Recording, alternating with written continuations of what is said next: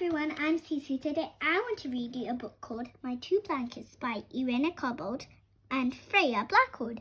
Freya Blackwood also created a book called The Flood, and whenever a book has Freya Blackwood, it's a really good book. That's why this is a sticker to me. It's a really good children's book. Let's read this.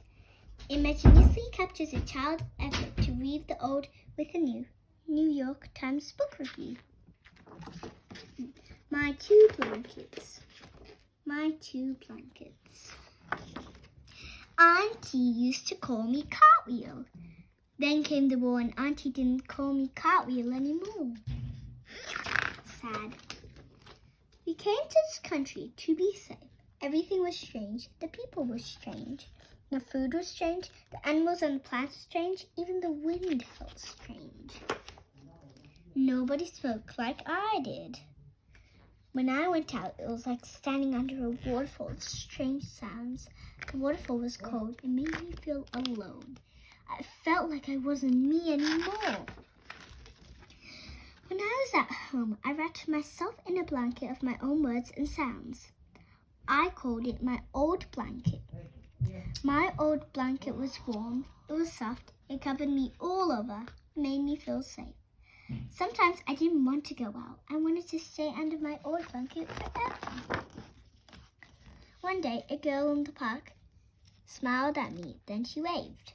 I wanted to smile back, but I was scared. I kept walking with Auntie. Then I looked back. The girl waved again. Next time we went to the park, I looked for the girl, but she wasn't there. We went back 3 times before I saw her again. She waved and smiled, and I felt warm inside. The girls came up to us and said something. Her words were strange. It was like being back under the cold waterfall. But the girl kept smiling. She took me to the swings. I got on and she pushed me higher and higher. I wanted to laugh. I wanted to tell her how glad I was that we were friends. But I didn't know how. That made me feel sad.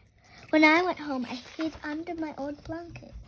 I wondered if I would always feel sad. I wondered if I would ever feel like me again. The next time I saw the girl, she brought some words for me. She made me say them over and over. Every time I met the girl, she brought more words. Some of the words were hard. Some of them were easy. Sometimes I sounded funny and laughed. Sometimes I felt silly and I wanted to cry. At night when I lay in bed under my old blanket, I whispered the new words again and again.